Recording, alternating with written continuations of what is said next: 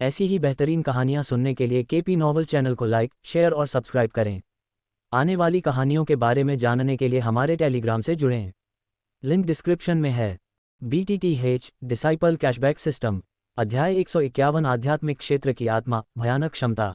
जब गूहे ने इसका उल्लेख किया तो खुशी से नाच रही छोटी सी लड़की एक पल में उड़ गई और जल्द ही गूहे के सामने उड़ गई, अपनी पन्ना हरी आंखें झपकाते हुए। गूहे की निगाह में छोटी सी लड़की की पीठ पर पंख अचानक कंपन करने लगे और उसके शरीर से चमकदार 7 रंगों वाली रोशनी निकलने लगी। गूहे उत्सुकता से छोटी सी लड़की की जांच कर रहा था जब अचानक उसकी अभिव्यक्ति बदल गई। उसने अचानक छोटी सी लड़की से एक भयानक आध्यात्मिक दबाव महसूस किया, जिससे गूहे की आत्मा अनिच्छा से कांप उठी। गूहे की अभिव्यक्ति कुछ हद तक भयानक रूप से बदल गई। यह एक आध्यात्मिक क्षेत्र की आत्मा है। उसका आध्यात्मिक क्षेत्र पहले ही नश्वर क्षेत्र के शिखर पर पहुंच चुका था और यह उसे इस आत्मा को कांपता हुआ महसूस करा सकता था जो कि आध्यात्मिक क्षेत्र की आत्मा होनी चाहिए। अपनी आत्मा में एक फटने वाली भावना महसूस करते हुए गूहे ने जल्दी से कहा, जल्दी करो क्रियर, जल्दी से रुको। गूहे की आवाज़ सुनकर नन्हे ने उलझन में पलकें झपकाईं और भयानक आध्यात्मिक दबाव तुरंत ज्वार के पानी की तरह कम हो गया। ओह! अपनी आत्मा पर दबाव कम होते हुए महसूस करते हुए गूहे आखिरकार एक लंबी सांस ले सका। अभी की भावना वास्तव में भयानक थी। ऐसा लग रहा था कि उसकी आत्मा समुद्र की लहरों की विशाल असीम लहर में स्थित थी, जो तूफानों और बारिश के हमले का सामना कर रही थी और किसी भी समय डूब जाने की संभावना थी। थोड़ी देर बाद गूहे धीरे धीरे ठीक हो गया, उसका रंग धीरे धीरे फिर से शांत हो गया, लेकिन जब उसने अपने सामने नन्हे को देखा तो उसकी आंखों में अभी भी एक अनजाने डर का भाव था। इस नन्हे के पास वास्तव में एक आध्यात्मिक क्षेत्र की आत्मा थी। ये बस अविश्वसनीय था। हालांकि उसका वर्तमान आध्यात्मिक क्षेत्र नश्वर क्षेत्र के शिखर पर पहुंच गया था, लेकिन आध्यात्मिक क्षेत्र की आत्मा तक पहुंचने के लिए उसे केवल एक कदम की आवश्यकता थी। लेकिन गूहे अपने दिल में जानता था कि यह कदम उठाना आसमान पर चढ़ने जितना ही कठिन था। और गूहे ने अपनी आंखों में आश्चर्य की झलक के साथ क्रियर को देखा। दूसरा, छोटी सी आत्मा आध्यात्मिक क्षेत्र की आत्मा है और बहुत शक्तिशाली है। पूरी ताकत के साथ वह एक डूसेंट मार्शल कलाकार से मुकाबला कर सकती है। डूसेंट के दायरे से नीचे छोटी सी के हाथों में प्रतिशोध के लिए कोई जगह नहीं है। आध्यात्मिक क्षेत्र की आत्मा का भयानक दबाव ही दुश्मन को तुरंत दबा सकता है। तीसरा, छोटी सी अत्यंत सूक्ष्म आध्यात्मिक कलाओं में निपुण है। वह भ्रम पैदा कर सकती है, अपनी आकृति को छिपा सकती है। यहाँ तक कि साधारण डूसेंट मार्शल कलाकार भी भ्रम में पूरी तरह से खो जाएगा। साथ ही छोटी सी आध्यात्मिक बाधाएं बनाकर बाहरी आध्यात्मिक शक्तियों को अलग कर सकती है और दूसरों को जांच करने से रोक सकती है। चौथा, छोटी सी तारकीय शक्तियों को अवशोषित कर सकती है और स्वर्ग और पृथ्वी के बीच ऊर्जा को संघनित कर सकती है। ये क्षमता वह है जिसे गूहे सबसे अधिक महत्व देते हैं। केवल इस क्षमता के आधार पर गूहे सीधे 8 महान प्राचीन कुलों की छोटी दुनियाओं के बराबर एक खेती की पवित्र भूमि बना सकते हैं और 8 महान प्राचीन कुलों से भी आगे निकल सकते हैं। ये छोटी सी की क्षमताएं हैं जिन्हें गूहे ने अब तक परीक्षणों के माध्यम से समझा है। इन्हें समझने के बाद गूहे के दिल में झटका लगा। छोटी सी वास्तव में एक दुर्लभ प्राचीन प्रजाति है। इन चारों क्षमताओं में से प्रत्येक अकेले पूरे डूक्यूई महाद्वीप को चौंकाने के लिए पर्याप्त होगी। फिर भी छोटी सी में सभी 4 महान क्षमताएं हैं जो वास्तव में स्वर्ग को चुनौती देती हैं। कोई आश्चर्य नहीं कि प्राचीन काल में शीर्ष शक्तियों द्वारा उसे प्रतिष्ठित किया गया था। बेशक छोटी सी की कुछ क्षमताओं को समझने के बाद गूहे ने उसकी वर्तमान शारीरिक स्थिति को भी समझा। 9 रंग के पवित्र कमल में मूल रूप से एक डूसंत के बराबर ताकत थी और उसकी आत्मा की शक्ति भयानक त्यान क्षेत्र तक भी पहुंच सकती थी। लेकिन अब छोटी सी का स्रोत क्षतिग्रस्त हो गया है, इसलिए वह केवल साधारण डूशेंग मार्शल कलाकारों से ही प्रतिस्पर्धा कर सकती है। छोटी सी के स्रोत को हुए नुकसान को बहाल करने के लिए स्वर्गीय सामग्री और सांसारिक खजाने का उपयोग किया जाना चाहिए। छोटी सी की वर्तमान ताकत के साथ केवल 8वीं कक्षा की स्वर्गीय सामग्री और सांसारिक खजाने ही उसके स्रोत को बहाल करने का प्रभाव डाल सकते हैं। अपनी वर्तमान शक्ति के साथ भी छोटी सी बच्ची पहले से ही बहुत भयानक है। यदि उसका स्रोत धीरे धीरे बहाल हो जाता है तो निस्संदेह उसकी विभिन्न क्षमताएं और भी भयानक हो जाएंगी। जब वह प्राचीन काल में अपने चरम पर थी तब 9 रंगों वाला पवित्र कमल डूसंतों से भी मुकाबला करने में सक्षम था। ये सोचकर गूहे का दिल जलने से नहीं बच सका। लेकिन जब उसने अपनी वर्तमान शक्ति के बारे में सोचा तो गूहे चुप हो गया। आगे का रास्ता लंबा है। मंडप में गूहे ने अपने लिए एक कप चाय डाली और चुपचाप आह भरी। अपनी वर्तमान शक्ति के साथ 8वीं कक्षा की स्वर्गीय सामग्री और सांसारिक खजाने प्राप्त करना वास्तव में बहुत कठिन होगा। कदम दर कदम और सिस्टम के अस्तित्व के साथ मेरी शक्ति तेजी से बढ़ेगी। अंततः मैं छोटी सी बच्ची के स्रोत को पूरी तरह से बहाल करने में सक्षम हो जाऊंगा। जब उसने कहा कि वह पहले जा रहा था तो छोटे के चेहरे पर उदास और अनिच्छुक भाव को याद करते हुए गूहे ने चुपचाप अपने दिल में एक निर्णय लिया। सबसे ज़रूरी काम है नन्हे के रहने के लिए जगह ढूंढना। सिस्टम स्पेस हमेशा शांत और सुनसान रहता है। नन्हे के लिए वहां लंबे समय तक रहना निश्चित रूप से आरामदायक नहीं होगा। नहीं, गूहे चाहते थे कि जीवंत और मनमोहक नन्हा हमेशा उस अंधेरे स्थान में रहे। इसके अलावा सिस्टम स्पेस में नन्हे की क्षमताओं को बंद रखना बहुत बड़ी बर्बादी होगी। सिर्फ तारकीय शक्तियों को अवशोषित करने और स्वर्ग और पृथ्वी के बीच ऊर्जा को संघनित करने की उसकी क्षमता के आधार पर गूहे एक अत्यंत ऊर्जा समृद्ध खेती की पवित्र भूमि बना सकते हैं। अगर वह लिटिल मेडिकल इमोर्टल और अन्य को वहां रखते हैं तो निस्संदेह यह उनकी खेती को बेहतर बनाने में बहुत मदद करेगा। अध्याय 152 घाटी में अजगर। लेकिन हमें छोटे आदमी को कहाँ रखना चाहिए? मंडप में गूहे ने अपनी भौहें सिकुड़ीं। उसने छोटे को अपने आंगन में रखने के बारे में सोचा। हालांकि उसके आंगन में बहुत ज्यादा भीड़ थी। क्लाउड मिस्ट संप्रदाय के बुजुर्ग लगभग हर महीने गोलियां लेने उसके पास आते थे। क्लाउड मिस्ट संप्रदाय के मानद बुजुर्ग के रूप में यह उसका कर्तव्य था। चूंकि उसे क्लाउड मिस्ट संप्रदाय द्वारा दिए जाने वाले उदार उपचार का आनंद मिला, इसलिए वह मना नहीं कर सका। गूहे को क्लाउड मिस्ट संप्रदाय से कुछ लगाव महसूस हुआ। आखिरकार अतीत में संप्रदाय के मजबूत समर्थन के बिना वह इतनी जल्दी कीमिया राजा नहीं बन पाता। इसलिए भले ही गूहे को अब क्लाउड मिस्ट संप्रदाय की जरूरत नहीं थी, लेकिन उसका वहां से जाने का कोई इरादा नहीं था। बेशक अगर परिस्थिति की मांग होती तो गूहे जिद्दी नहीं होता और जरूरत पड़ने पर वहां से चला जाता। इतने सारे बाहरी लोगों के आने जाने के कारण छोटे को अपने आंगन में छोड़ना उचित नहीं था। छोटे बच्चे की क्षमताओं को देखते हुए कम से कम यातायात वाला एकांत स्थान सबसे अच्छा विकल्प होगा। वह पर्वत श्रृंखला जहां गूहे अक्सर एकांत में जाता था एक अच्छा विकल्प लग रहा था। हालांकि वह पर्वत श्रृंखला क्लाउड मिस्ट संप्रदाय से काफी दूर थी। गूहे छोटे बच्चे की असाधारण क्षमताओं को संजोए हुए था। छोटे बच्चे को बहुत दूर रखना जोखिम भरा हो सकता था अगर कुछ हुआ और गूहे समय पर नहीं पहुंच पाया। यह अनुचित लग रहा था। हालांकि छोटा बच्चा साधारण मार्शल संतों को भी आसानी से संभाल सकता था, लेकिन कम आबादी वाले उत्तर पश्चिमी क्षेत्र में शक्तिशाली घुमक्कड़ हो सकते थे। लेकिन क्या होगा अगर कोई मजबूत व्यक्ति महाद्वीप की यात्रा करना पसंद करता है और छोटे बच्चे से टकरा जाता है? यह अच्छा नहीं होगा। पछताने से बेहतर है कि सावधानी बरती जाए। छोटा बच्चा अब गूहे के लिए बेहद महत्वपूर्ण था। वह किसी भी खतरनाक जगह पर विचार नहीं करना चाहता था। गूहे ने कुछ जगहों के बारे में सोचा, लेकिन सावधानीपूर्वक विचार करने के बाद छोड़ दिया। आधे घंटे बाद गूहे ने अचानक अपना चाय का प्याला नीचे रखा और क्लाउड मिस्ट सेक्ट के पीछे की ओर देखा। वह क्लाउड मिस्ट सेक्ट का निषिद्ध क्षेत्र था जहां पीछे का पहाड़ स्थित था। शायद पीछे का पहाड़ एक अच्छी जगह है। जैसे कि कुछ एहसास हुआ, गूहे की गहरी आंखें धीरे धीरे चमक उठीं। क्लाउड मिस्ट सेक्ट का नाम क्लाउड मिस्ट माउंटेन के नाम पर रखा गया था। वास्तव में क्लाउड मिस्ट माउंटेन बहुत बड़ा था और क्लाउड मिस्ट सेक्ट द्वारा कब्जा किया गया हिस्सा पूरे पहाड़ का सिर्फ 10वां हिस्सा था। चूंकि cloud mist sect cloud mist mountain के सामने स्थापित था, इसलिए शेष भाग को क्लाउड मिस्ट सेक्ट का पिछला पहाड़ कहा जाता था। और यह वह पिछला पहाड़ था जिसे गूहे ने अब छोटे से बच्चे को बसाने के लिए जगह के रूप में सोचा। गूहे की वर्तमान शिखर गहन क्षेत्र आत्मा शक्ति के साथ, वह अपनी आत्मा शक्ति को पूरी तरह से मुक्त करके पूरे क्लाउड मिस्ट सेक्ट को घेर सकता था। जब तक गूहे चाहता, क्लाउड मिस्ट माउंटेन पर कोई भी हलचल उसकी नज़र से बच नहीं सकती थी। इसके अलावा छोटी सी आत्मा का क्षेत्र आध्यात्मिक क्षेत्र में पहुंच गया था। खतरे की स्थिति में वह गूहे को सूचित करने के लिए तुरंत अपनी आत्मा शक्ति का उपयोग कर सकती थी। सुरक्षा के दृष्टिकोण से क्लाउड मिस्ट सेक्ट का पिछला पहाड़ निस्संदेह सबसे अच्छा विकल्प था। इसके बाद क्लाउड मिस्ट माउंटेन का पिछला पहाड़ क्लाउड मिस्ट सेक्ट का निषिद्ध क्षेत्र है और संप्रदाय के गुरु के आदेश के बिना किसी को भी प्रवेश करने की अनुमति नहीं है। इससे ये भी पता चला कि क्लाउड मिस्ट सेक्ट के पिछले पहाड़ में लगभग कोई मानवीय गतिविधि नहीं है। कुछ चौथे और पांचवें क्रम के जादुई जानवर वहां जीवित रहते हैं, लेकिन वे छोटी सी के लिए कोई खतरा नहीं है। भले ही क्लाउड मिस्ट सेक्ट के उच्च पदस्थ सदस्य संप्रदाय के गुरु के आदेश से पिछले पहाड़ में प्रवेश करते हैं, लेकिन छोटी सी द्वारा बनाए गए आत्मा भ्रम के प्रभाव में वे उसकी उपस्थिति का पता नहीं लगा सकते हैं। आध्यात्मिक क्षेत्र की आत्माओं की शक्ति निर्विवाद है, यहाँ तक कि पूर्व संप्रदाय गुरु युनशान भी आत्मा भ्रम में फंस जाएगा। इसके अलावा क्लाउड मिस्ट सेक्ट का पिछला पहाड़ गूहे के आंगन के बेहद करीब है और अपनी आत्मा शक्ति को मुक्त करने की क्षमता के साथ गूहे तुरंत पीछे के पहाड़ के किसी भी हिस्से तक पहुंच सकता है।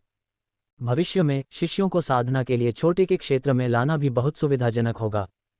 सभी पहलुओं पर विचार करने के बाद गूहे ने आखिरकार एक अंतिम निर्णय लिया। वह था छोटे को क्लाउड मिस्ट सेक्ट के पीछे के पहाड़ पर रखना। निर्णय लेने के बाद गूहे ने अब और संकोच नहीं किया।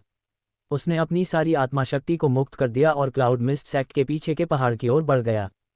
वह छोटे को बसाने के लिए फेंग शुई खजाना चुनना चाहता था और बीस्ट माउंटेन रेंज में घाटी जैसा इलाका एकदम सही होगा। जंगल बहुत बड़ा था और पत्तियों के बीच से छनकर धूप की किरणें आ रही थीं। जादुई जानवरों की दहाड़ जंगल में गूंजती थी और सूखे पत्ते गिरते समय सरसराहट करते थे। क्लाउड मिस्ट माउंटेन के भीतर यह एक घना आदिम जंगल था जिसमें ऊंचे ऊंचे प्राचीन पेड़ थे जो बादलों तक पहुंचते थे, जिससे सूरज की रोशनी नहीं आती थी। इसके भीतर भोजन की तलाश में कई चौथे और पांचवें क्रम के जादुई जानवर घूम रहे थे। धुंधले आदिम जंगल में जादुई जानवरों की कभी कभार दहाड़ से सन्नाटा टूट जाता था। छठे क्रम से नीचे के जादुई जानवर भयंकर और खूनी थे।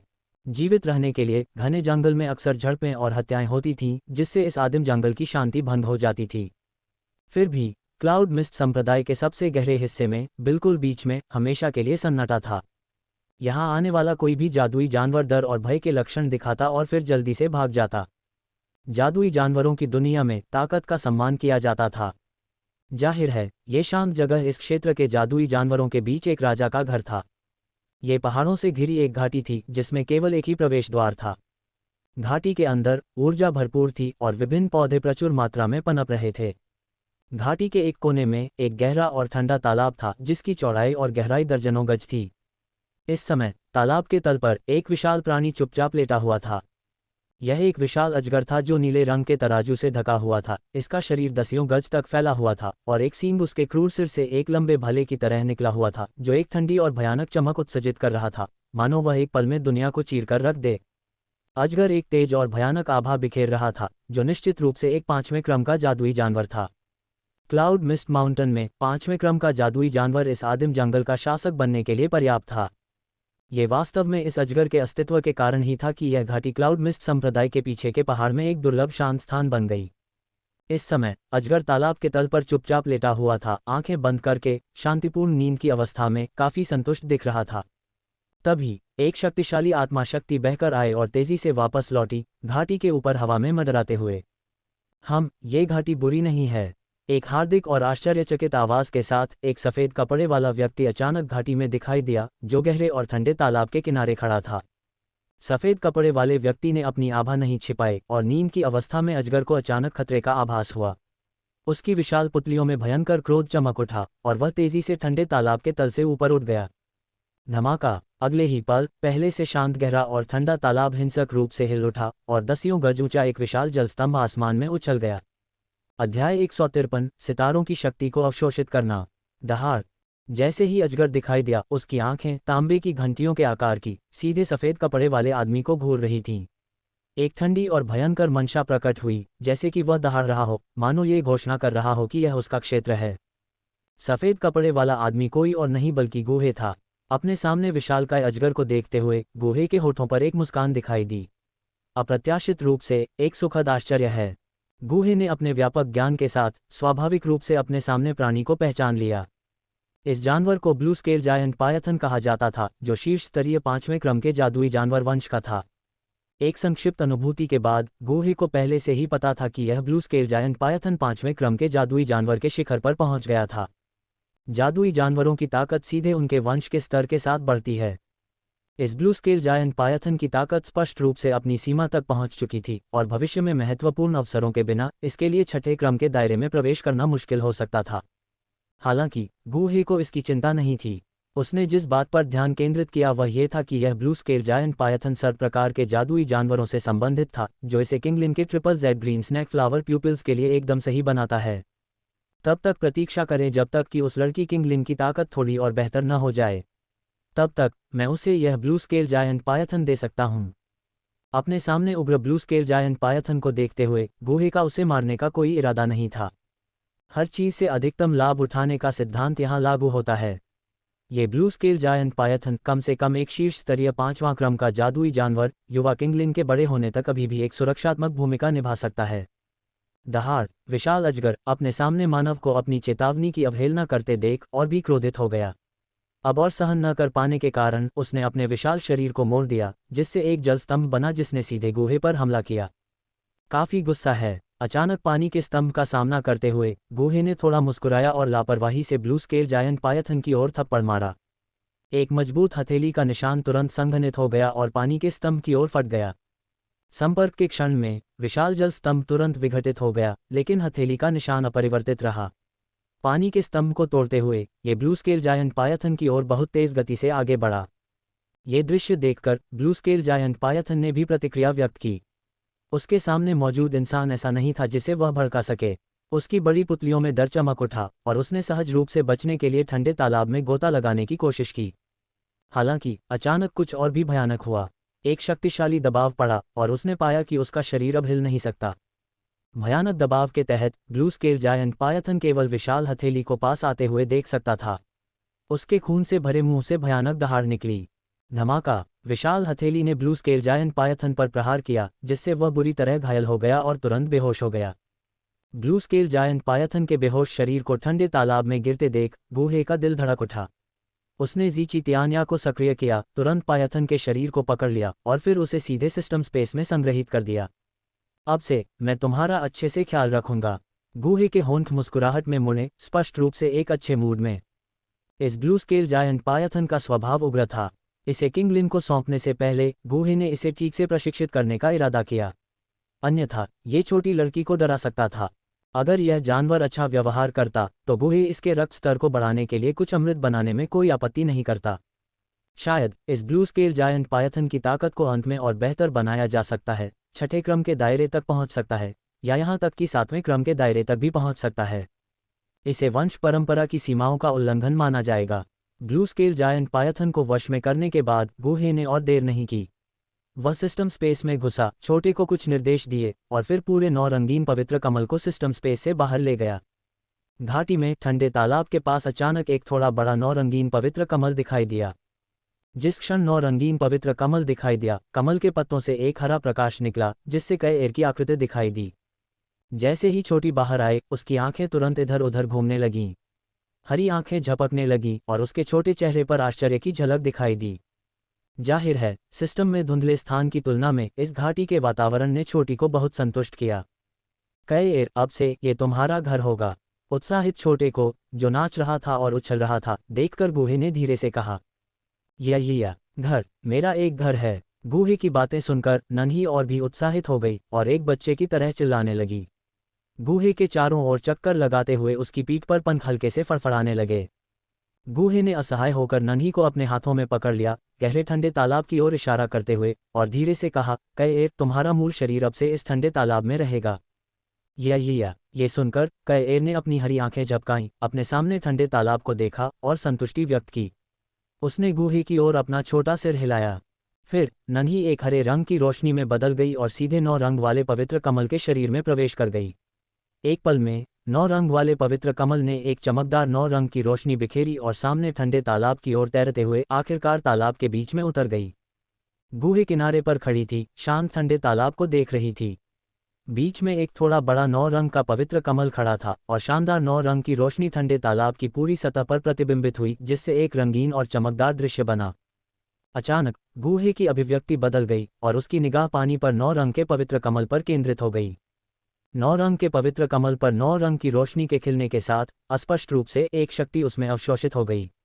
जैसे ही यह शक्ति प्रवेश करती है, पवित्र कमल पर 9 रंग की रोशनी और भी अधिक चमकदार और उज्ज्वल हो जाती है। क्या ये सितारों की शक्ति है?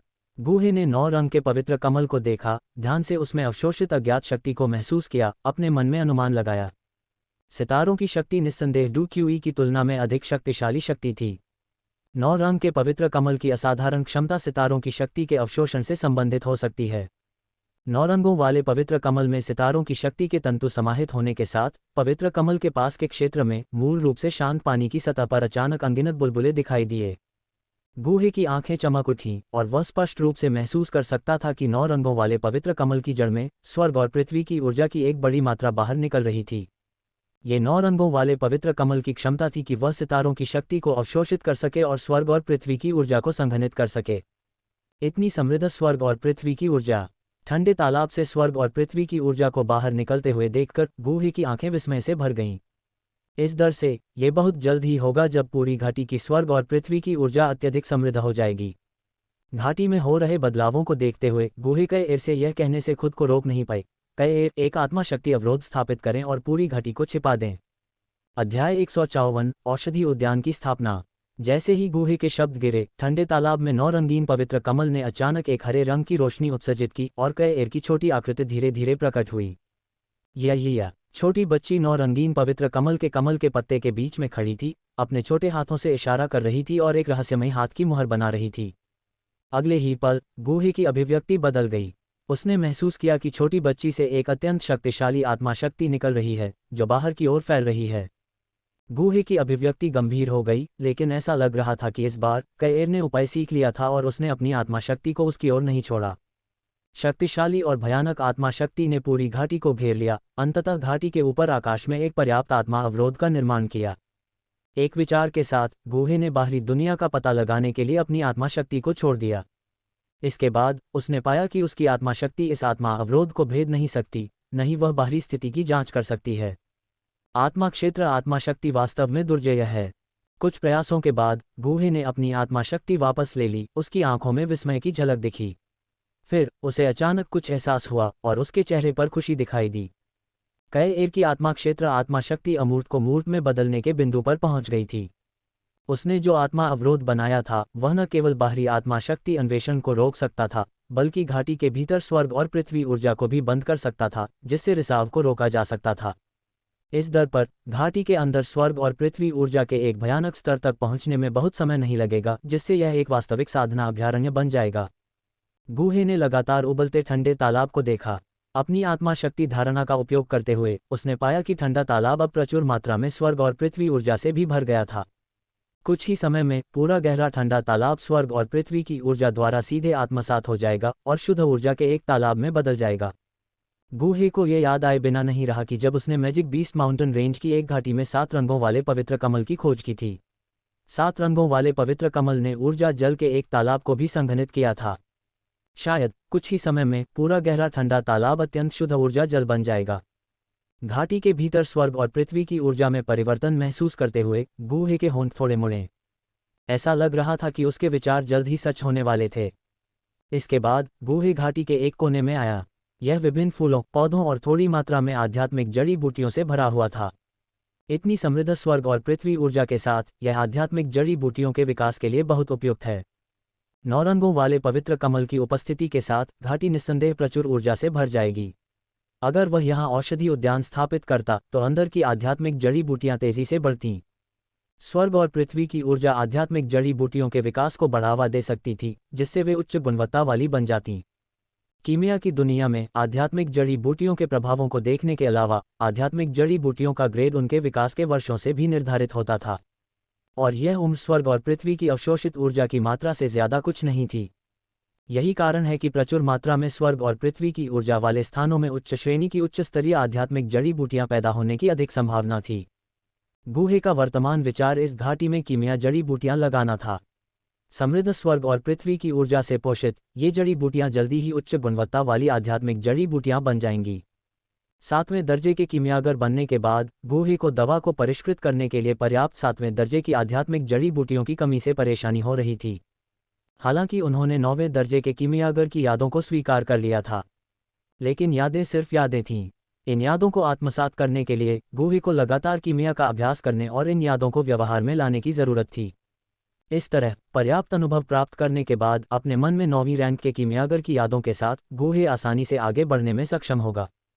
बेशक गुहे वर्तमान में 7वें रैंक के कीमियागर हैं और 8वें रैंक के कीमियागर तक आगे बढ़ना इतना आसान नहीं है।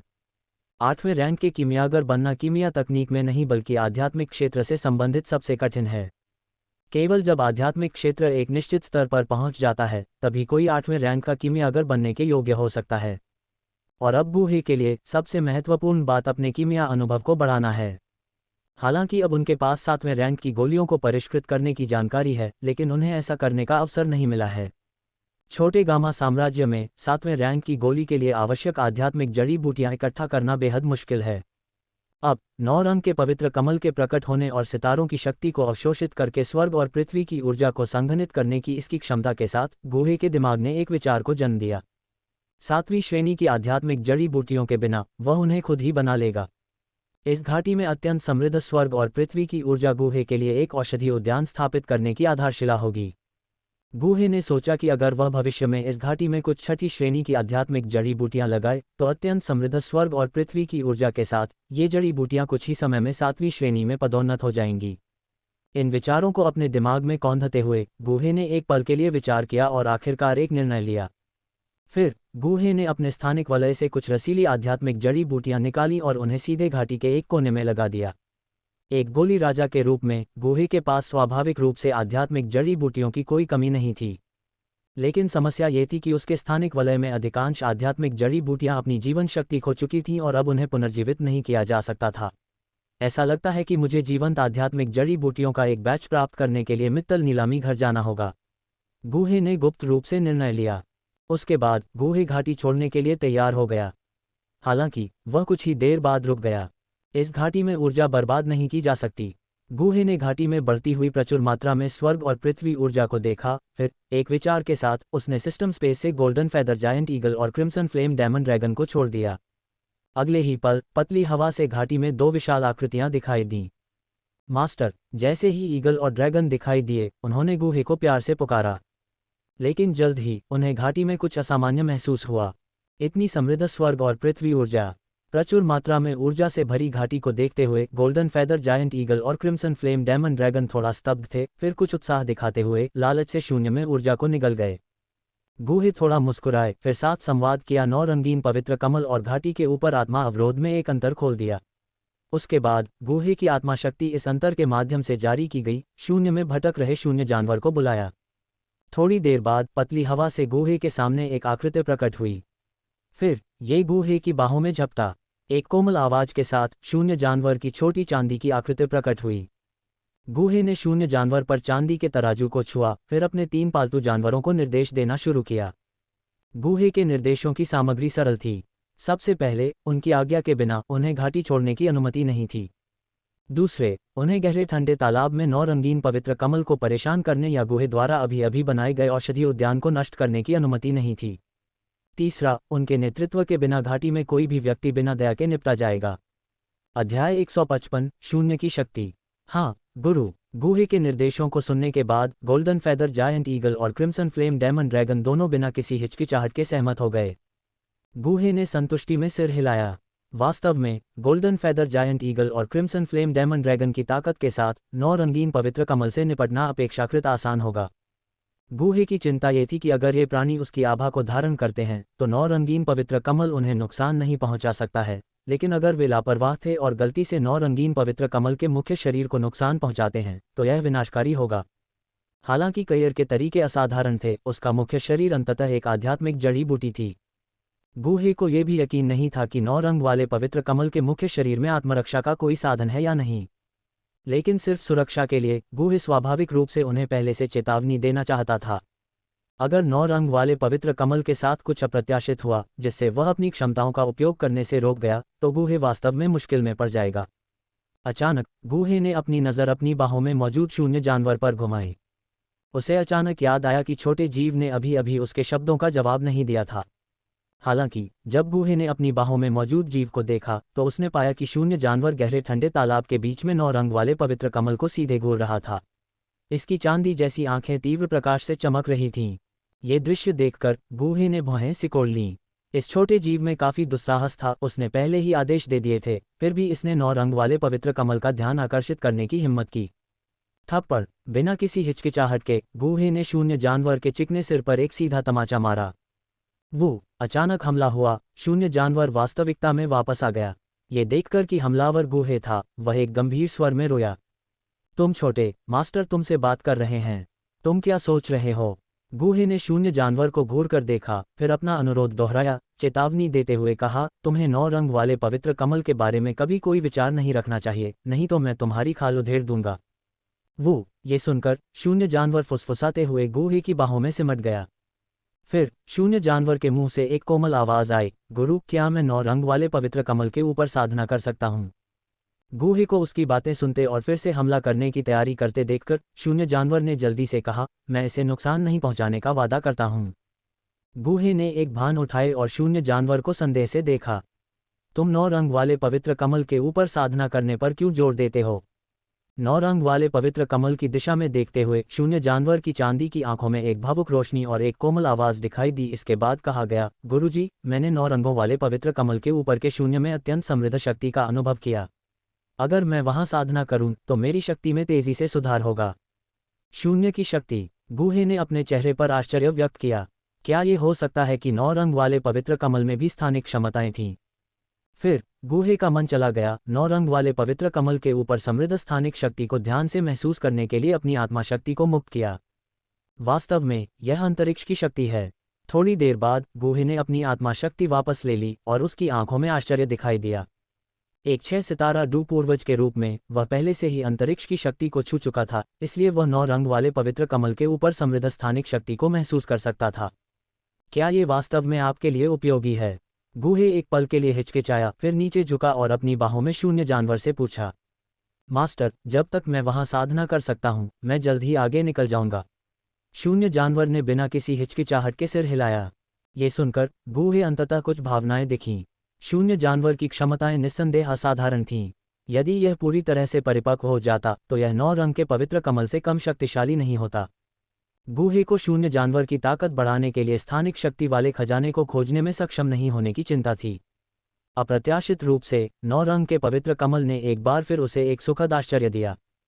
थोड़ी देर की हिचकिचाहट के बाद गूहे गहरे ठंडे तालाब के किनारे आया और पानी की सतह के बीच में 9 रंग के पवित्र कमल से कहा, कयर, क्या यह आपको प्रभावित करेगा यदि यह साथी आपके ऊपर साधना करता है? हालांकि शून्य जानवर की ताकत में सुधार महत्वपूर्ण है, गूहे 9 रंग के पवित्र कमल को अधिक महत्व देता है। यदि शून्य जानवर की साधना 9 रंग के पवित्र कमल को प्रभावित करती है तो गूहे बिना किसी हिचकिचाहट के उसके अनुरोध को अस्वीकार कर देगा। शून्य जानवर ने भी इस सिद्धांत को समझा और उसकी निगाहें जल्दी से 9 रंग के पवित्र कमल की दिशा में मुड़ गईं, जिससे उसकी चांदी की आंखों में लालसा का एक संकेत दिखाई दिया। जिस क्षण गूहे की आवाज गिरी, 9 रंग के पवित्र कमल के ऊपर एक हरी रोशनी चमकी, जिससे कयर की छोटी सी आकृति दिखाई दी। यह शून्य की शक्ति। कोई प्रभाव नहीं। छोटा बच्चा 9 रंग के पवित्र कमल के ऊपर तैरता रहा, अपने दूधिया हाथों से इशारा करता रहा और बीच बीच में बच्चे जैसी आवाज में गूहे के सवालों का जवाब देता रहा। छोटे बच्चे की प्रतिक्रिया सुनकर गूहे ने राहत की सांस ली। दूसरी ओर शून्य जानवर ने एक आनंदित भाव दिखाया। उसने गूहे की बाहों में अपना सिर हिलाया और उसके चांदी जैसे चिकने सिर ने गूहे को उसे फिर से थपथपाने से रोक नहीं पाया। जाओ, लेकिन याद रखो, 9 रंगीन पवित्र कमल को प्रभावित मत करो। बच्चे जैसे शून्य जानवर को देखकर गूहे ने एक बार फिर चेतावनी दी, बेचैनी महसूस करते हुए। मास्टर, मुझे पता है। एक कोमल आवाज के साथ शून्य जानवर तुरंत गूहे की बाहों से गायब हो गया। गूहे की आत्मा शक्ति ने इसे महसूस किया और उसने 9 रंगीन पवित्र कमल के ऊपर शून्य जानवर की सांस महसूस की। ये छोटा लड़का वास्तव में बहुत तेज चलता है। बेबसी से अपना सिर हिलाते हुए गूहे ने क्रिम्सन फ्लेम डेमन ड्रैगन और उसके बगल में गोल्डन फेदर जायंट ईगल को देखा। इस घाटी में ऊर्जा बहुत प्रचुर है। यहाँ रहो और अपनी ताकत बढ़ाने पर ध्यान केंद्रित करो, खासकर तुम, लिटिल गोल्ड। गूहे की नज़र उसके बगल में गोल्डन फेदर जायंट ईगल पर पड़ी, जो गंभीरता से कह रहा था, तुम्हारी ताकत अब सबसे कमज़ोर है। 7वीं रैंक तक पहुंचने के बिना खेलने के लिए बाहर जाने के बारे में मत सोचो। हमेशा चंचल रहने वाले लिटिल गोल्ड को निस्संदेह गूहे के शब्द भारी लगे।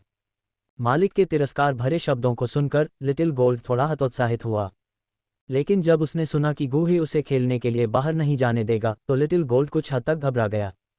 ये सोचकर कि यह मालिक का पहला पालतू था लेकिन अब सबसे कम दर्जा था, लिटिल गोल्ड को अचानक थोड़ा गुस्सा आया। एक दिन मैं इन लोगों से आगे निकल जाऊंगा और मालिक का पक्ष फिर से हासिल करूंगा। इसलिए एक दृढ़ स्वर के साथ लिटिल गोल्ड ने उत्तर दिया, समझ गया मालिक। गूहे ने संतुष्टि में सिर हिलाया। फिर उसकी आकृति चमक उठी और उसने पृथ्वी के छोर तक पहुंचने के लिए तकनीक का उपयोग किया, घाटी को सीधे आकाश में छेद के माध्यम से छोड़ दिया। गूहे के जाने के बाद आत्मा अवरोध में अंतराल धीरे धीरे बंद हो गया। उसी समय यूनान के मुख्य हॉल में संप्रदाय गुरु शिष्य के पास आपको बताने के लिए अच्छी खबर है। नलन यानरान एक उत्साहित चेहरे के साथ मुख्य हॉल की ओर भागा, एक सुंदर मुस्कान के साथ। मुख्य हॉल में यून, जो संप्रदाय के मामलों को संभालने पर ध्यान केंद्रित कर रहा था, ने नलन यानरान की उत्साहित चीख सुनी और थोड़ा रुकने से खुद को रोक नहीं सका। इस लड़की ने, क्या उसने अपनी साधना में एक और सफलता हासिल की है? अध्याय 156, यून का सदमा। क्या तुम 9 सितारा डू प्रैक्टिशनर तक पहुंच गए हो? मुख्य हॉल में यून के मुंह से एक चौंकने वाली आवाज निकली। युन युन ने अपनी आंखें चौड़ी की, उसके आकर्षक लाल होंठ थोड़े खुले और उसके लुभावने सुंदर चेहरे पर अविश्वास और असंतोष की अभिव्यक्ति दिखाई दी। अभी अभी नालन यानरान मुख्य हॉल में उत्साह से दौड़ी और युन युन को अपना वर्तमान साधना स्तर दिखाया। ये देखकर कि नालन यानरान वास्तव में 9 सितारा डू प्रैक्टिशनर तक पहुंच गई थी और कोई भी 9 सितारा डू प्रैक्टिशनर नहीं बल्कि शिखर पर, युन युन अवाक रह गई। प्रतिक्रिया करने में उसे थोड़ा समय लगा। उसे स्पष्ट रूप से याद था कि कुछ समय पहले नालन यानरान ने 7 सितारा डू प्रैक्टिशनर तक पहुंची थी। युन युन ने अनुमान लगाया कि नालन यानरान की प्रतिभा के साथ 8 सितारा डू प्रैक्टिशनर बनने में कम से कम 1 महीना और लगेगा। तो अब क्या हो रहा था? वह अचानक 9 सितारा डू प्रैक्टिशनर के शिखर पर कैसे पहुंच गई? अपने शिक्षक की आश्चर्यचकित अभिव्यक्ति को देखकर नालन यानरान को ये कुछ हद तक मनोरंजक लगा, लेकिन साथ ही उसे गुहे के लिए और भी अधिक सम्मान महसूस हुआ। तकनीकों के संचरण की गुहे की विधि वास्तव में असाधारण थी। ऐसे साधन, यहाँ तक कि उसके शिक्षक जैसे किसी व्यक्ति के लिए भी, कभी नहीं सुने गए थे। नालन यानरान ने कई प्राचीन ग्रंथ भी पढ़े थे और संचरण जैसी तकनीक का कभी कोई उल्लेख नहीं था। ये सोचकर कि वह इतने कम समय में 7 सितारा डू प्रैक्टिशनर से 9 सितारा डू प्रैक्टिशनर के शिखर तक पहुंच गई थी, नालन यानरान को लगा कि वह सपना देख रही है और यह एहसास अभी भी कुछ हद तक अवास्तविक था। साथ ही अतीत में जियोयान के सामने उसने जो आत्मविश्वास खो दिया था, वह अब धीरे धीरे वापस आ रहा था। उस समय जियोयान की भयानक साधना गति की तुलना करने के बाद नालन यानरान काफी उदास हो गई थी और अपना पिछला आत्मविश्वास खो दिया था। लेकिन अब नालन यानरान सब कुछ समझ गई थी। जियोयान, जुनेर और अन्य लोगों की बढ़ती ताकत निस्संदेह गुहे की संचरण विधि के कारण थी। अब वह भी गुहे के संरक्षण में शामिल हो गई थी और तकनीकों को प्राप्त करने का आनंद ले सकती थी। नालन यानरान अपने दिल में आश्वस्त थी। चूंकि सभी एक ही शुरुआती रेखा पर खड़े थे, इसलिए वह किसी से नहीं हारेगी। ये सोचते हुए नालन यानरान को गुहे के निर्देशों के बारे में याद आया और उसकी आंखों में एक दृढ़ भाव चमक उठा। अगली बार जब उसे संचरण प्राप्त होगा तो उसे अच्छा प्रदर्शन करना होगा। इस क्षण युन युन आखिरकार अपने पूर्ण विस्मय से बाहर आ गई। उसने नालन यानरान की ओर देखा और हैरान भाव से पूछा, यानरान, जल्दी से बताओ, क्या हो रहा है? तुम्हारी साधना अचानक कैसे बढ़ गई? नालन यानरान मुस्कुराए और कुछ भी नहीं छिपाया। उसने तुरंत गुहे द्वारा युन युन को संचरण तकनीक का उपयोग करने की बात बताई। नालन यानरान की बातें सुनने के बाद युन युन की हैरान अभिव्यक्ति और भी तीव्र हो गई। संचरण, एल्डर गुहे के पास वास्तव में ऐसी असाधारण विधि है। युन युन का चेहरा विस्मय से भरा था और यह स्पष्ट था कि उसने पहले कभी ऐसी विधि के बारे में नहीं सुना था, जिसने उसके विश्व दृष्टिकोण को पूरी तरह से उलट दिया। अचानक युन युन को कुछ सूझा और उसकी भौहें थोड़ी सिकुड़ गईं। दुर्भाग्य से, जब एल्डर गुहे संचरण तकनीक का उपयोग करेंगे तो क्या इसका उनकी साधना पर कोई प्रभाव नहीं पड़ेगा? संचरण तकनीक के पीछे के अर्थ को समझते हुए युन युन ने जल्दी ही एक महत्वपूर्ण मुद्दे की खोज की।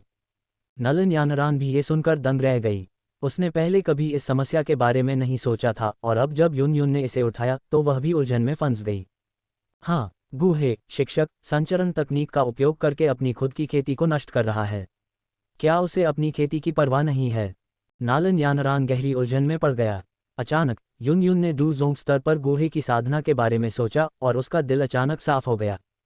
डू जोंग स्तर पर अपनी साधना के साथ भले ही वह यानरान जैसे किसी व्यक्ति को तकनीक संचारित करता हो, यह हानिकारक नहीं होना चाहिए।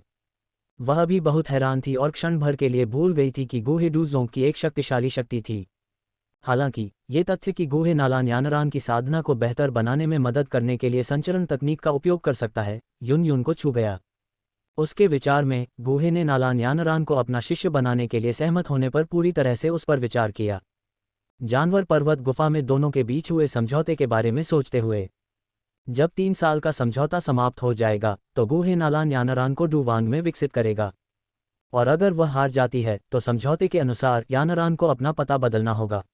मास्टर सिस्टर, गुफा में दृश्य धीरे धीरे युन युन के दिमाग में कौंध गया। हारने पर क्या परिणाम होंगे, ये सोचते हुए युन युन के चेहरे पर शर्म की एक झलक दिखाई दी। शर्म महसूस करते हुए युन युन ने यह भी महसूस किया, तो यह आदमी बहुत पहले से तैयार था। कोई आश्चर्य नहीं कि वह इतना आश्वस्त है। युन युन की नज़र में गुहे की संचरण तकनीक का उपयोग करने की क्षमता के साथ 3 साल के समझौते के आने पर नालन यानरान को डूवान क्षेत्र में साधना करना कोई मुश्किल काम नहीं है।